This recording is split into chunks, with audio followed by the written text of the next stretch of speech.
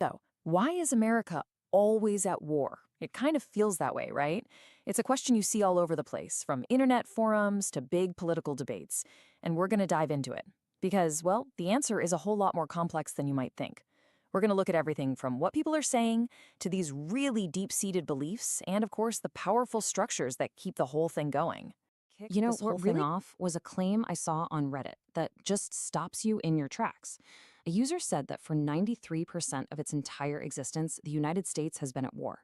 Now, look, people can debate the exact math on that, for sure, but the feeling behind it, that's what's so powerful. It just kind of feels true, doesn't it? And that's really our jumping off point. So yeah, that brings us right back to the big question, the same one that Redditor was asking. Why? What is actually driving this? Is it all about the money? Is it some genuine, altruistic mission to make the world a better place? Or is there something else going on under the surface? To get to the bottom of it, we've really got to look at it from a few different perspectives. Section Okay, 1. A so persistent question. And first up, let's just start with what people are already talking about. You know that online discussion is actually a perfect place to see the most common theories people have. Popular And a idea, really which this user sums up perfectly, is that it all boils down to two things: money and power. The argument is that military action is basically a tool to protect American business interests around the world and to project its influence. It's a pretty straightforward power politics kind of answer. Makes sense on a certain level. You have but this then other take, which is just as common. This idea is all about history. The argument goes like this. After World War II, most of the world's major powers were just decimated. They were in ruins. And the US was basically the last one standing. So it stepped into this power vacuum and kind of took on the job of world police, to keep things in order, deal with threats, a role it just never really gave up. Okay, totally and different here's perspective. this one from someone in the thread who said they were a military vet. And their point is fascinating. They argue that constant conflict actually serves a purpose for the military itself. It's a way to make sure every new generation of soldiers gets actual real-world combat experience. It keeps the military sharp, not just learning from books, but from being battle-tested. Those are all All really right, so compelling arguments, right? Economics, history, military readiness. But they kind of beg a deeper question. They tell us what people think is happening, but not really why these ideas have so much staying power. I mean, what makes that whole world police thing feel less like a policy choice and more like a destiny or a duty? Well, to answer that, we need to dig a little deeper. We need to look at a core foundational idea in American culture, a national myth that's been around for a very, very long time. Idea has a And that name: American exceptionalism. According to researchers, this isn't just patriotism. It's the specific belief that America is unique, that it's a fundamentally more virtuous nation than any other, with a special, almost divine mission to spread its values and be a force for good in a world full of evil. And this stands on myth three really main pillars. First, this idea that America is somehow chosen.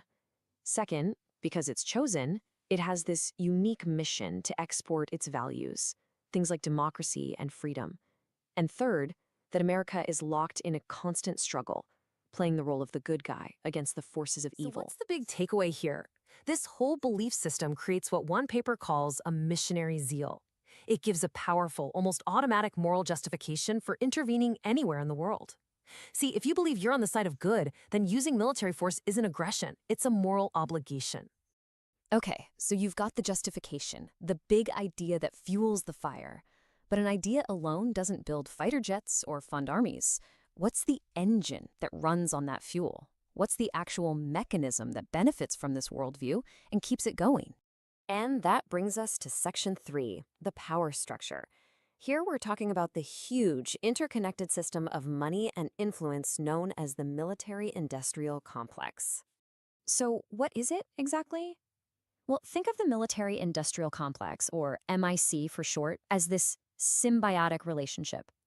It's a tight knit alliance between three groups: the nation's military, the defense industry that sells them weapons, and the politicians in government who control the money. And this diagram shows perfectly how this iron triangle works. It's a loop. The military says, hey, we need stuff, and asks Congress for a budget. Congress then gives taxpayer money to defense contractors. The contractors build the weapons, but, and this is key, they also create jobs in the districts of those politicians and donate to their campaigns to keep that money flowing. It's a cycle where everyone inside the triangle wins. And we're talking about a lot of influence. Just look at this number. In 2022 alone, the top 5 American defense contractors spent over $64 million on lobbying. That's money spent specifically to persuade politicians and shape policy in their favor. And then you've got what's called the revolving door. In just a 10-year span, nearly 650 high-ranking Pentagon officials and military generals left their government jobs and went to work for the very defense contractors they used to oversee. They take all their connections and insider knowledge right along with them. So what's the result of all this? It creates a situation that experts call institutional capture. It means that our country's defense policy can get twisted. Decisions might get made not just based on what's best for national security, but on what's best for corporate profits and political careers. I know this can all sound a bit abstract and conspiratorial, so let's make it real. Let's look at a perfect case study of the military-industrial complex in action, the F-35 fighter jet, which is, by the way, the most expensive weapons program in the history of the world. The total projected cost for this one program over its lifetime is a staggering $1.7 trillion. To put that in perspective, that's more than the entire Apollo program that put a man on the moon, even when you adjust for inflation. It is just a mind-boggling amount of money. And what's so wild is when you break down the performance of the program itself, the cost for each individual plane has shot up 21% from what they originally told us. They're being delivered roughly 10 years behind schedule. And to keep the program alive despite all these problems, the main contractor has spent over $2 billion just on lobbying since 2008. It's the Iron Triangle working exactly as designed, just very, very expensively. All right, so let's take a step back. We've looked at public opinion, we've looked at this powerful national myth, and we've looked at this massive economic and political structure.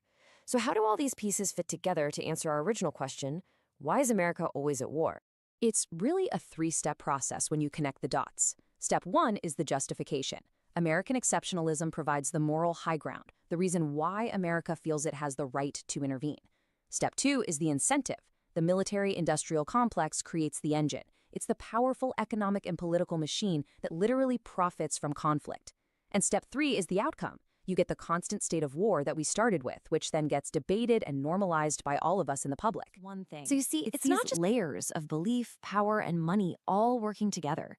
It's a framework for thinking about this whole thing.